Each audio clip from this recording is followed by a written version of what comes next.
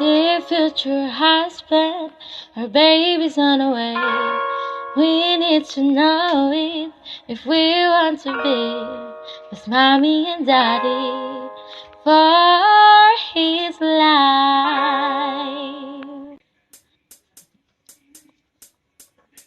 Take me to OB, I deserve a day, so we can know if baby's moving and it's still healthy. Cause if you treat me right, I'll be the perfect wife. Buy diapers, buy diapers. You got the patience right, and baby so do I. Our baby's geeking, civilizing, that he heard us right. I never learned to cook, I try and take a look. Sing aloud, sing aloud. We need to know how's the parenting working. Even if we're not that ready, tell me everything's alright. Dear future husband, our baby's on the way. We need to know it. We want to raise a happy and healthy child. Dear future husband, if you wanna get that special loving, tell me if you're ready. We'll see DOV. Hey.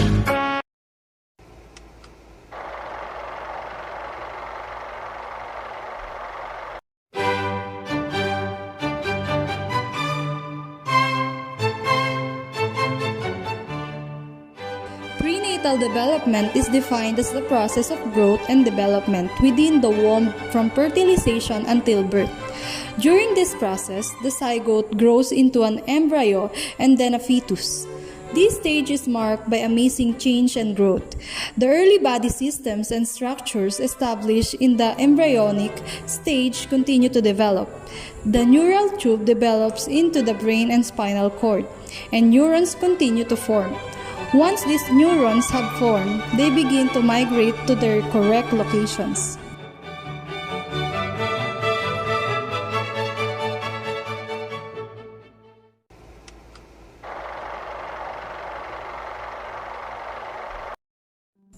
Infancy is the stage that occurs after birth. It marks the physical growth during the first 2 years. It is also considered as one of the most remarkable and busiest times of development. Rapid changes in the infant's body and brain support learning, motor skills, and perpetual capacities. In this stage, they were experiencing extreme dependence from their parents, as this period is their development milestone. Infancy is a time when tremendous growth, coordination, and mental development occur. Most infants learn to walk, manipulate objects, and can form basic words by the end of infancy.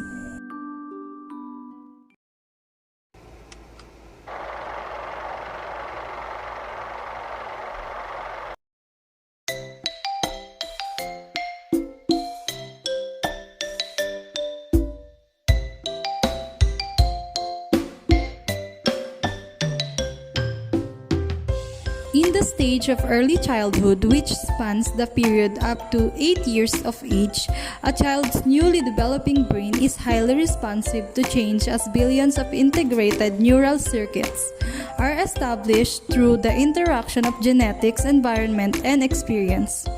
Children's experiences in their first 5 years have been shown to have a significant impact on their developmental outcomes later on.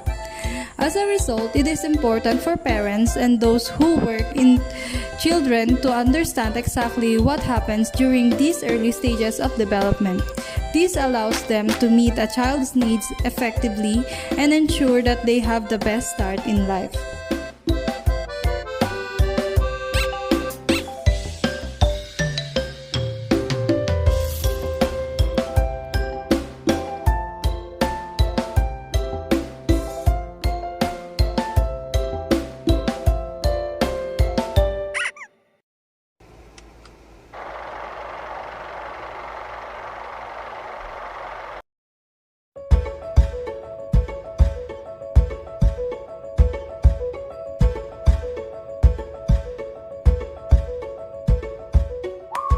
Middle to late childhood is a stage where children move into expanding roles and environments.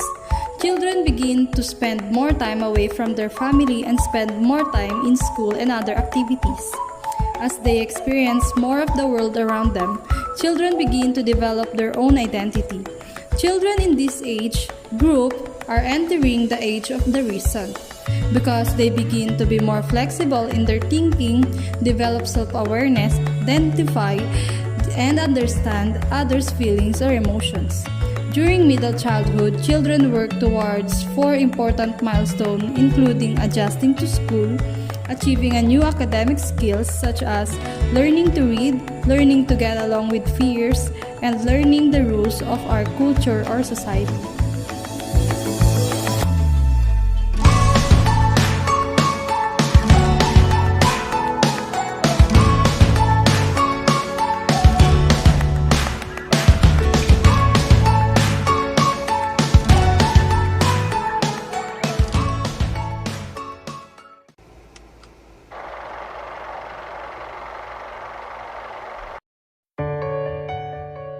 Adolescence is the developmental transition from childhood to adulthood, which includes rapid changes in the brain and body, often at different rates, and is a time for healthy identity, exploration, and learning independence.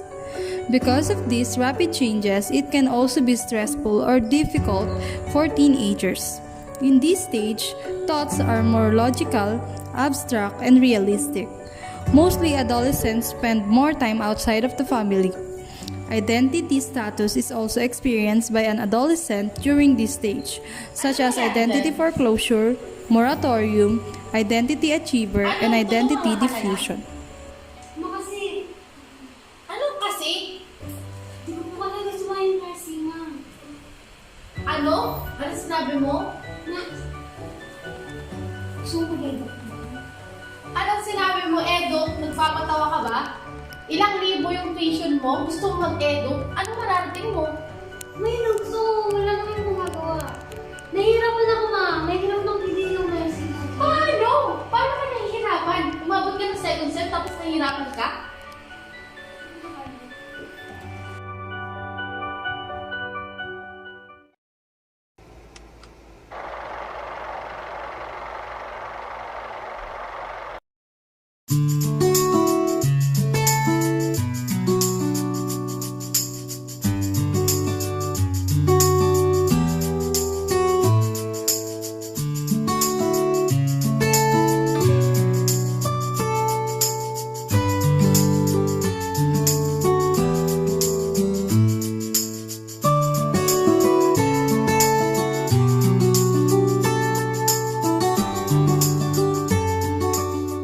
Early adulthood teaches us how to maneuver our lives as we reach our middle adulthood. Serves as an extension where our responsibilities do not just revolve on our lives. Taking care of ourselves, adjusting to new life pattern, and focuses on settling down and reproduction. It is a stage of independence and selecting a partner in an intimate way and starting to build a family. This is a time of commitment where you engage yourself together with your partner.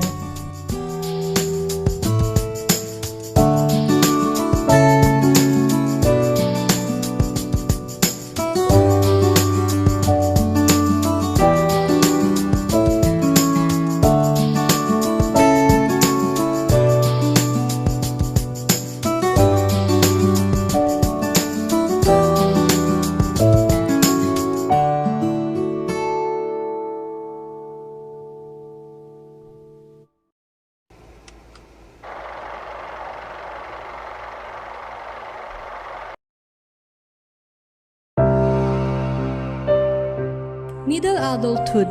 This stage of life is just as complex as any other. It is a time of negotiation and renegotiation in all 3 parts of human existence: physical, psychological, and social. Our sense of self may not be entirely ours to shape or control. Age affects how others perceive us and their expectations of us.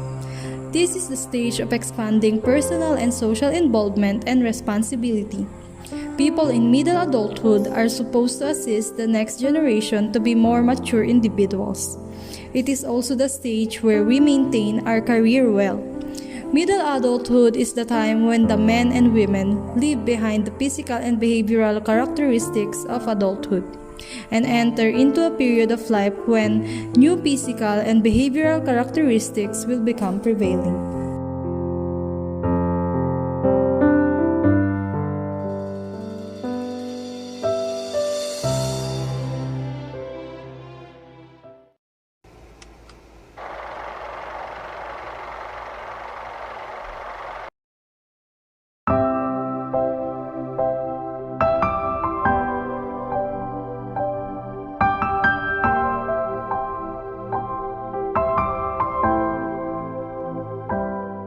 Late adulthood. In this stage, intellectual deterioration occurs, such as memory loss. People in this stage are often seen holding a quad cane or the tungkod, as it serves their guide in walking. Aging in late adulthood profoundly affects appearance, sensation, and motor abilities.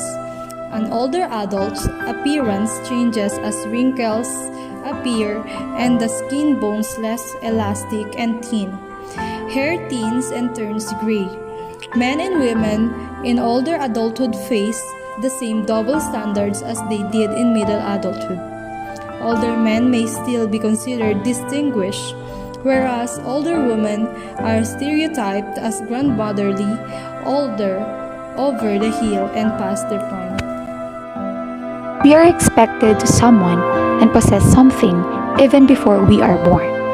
Some claim that failure to achieve it could result in an unhappy or unsuccessful existence. So even if we don't end up being what was anticipated for us or what is typical, there is always room for improvement and progress so that we can live as the best versions of ourselves. We all have our differences, after all. Because of the stages of life, we have time to build our lives at our own speed. Change happens constantly in life. The end of adolescence does not mark the end of development. One's physical aptitude, talent, and thinking processes continue to advance over many years.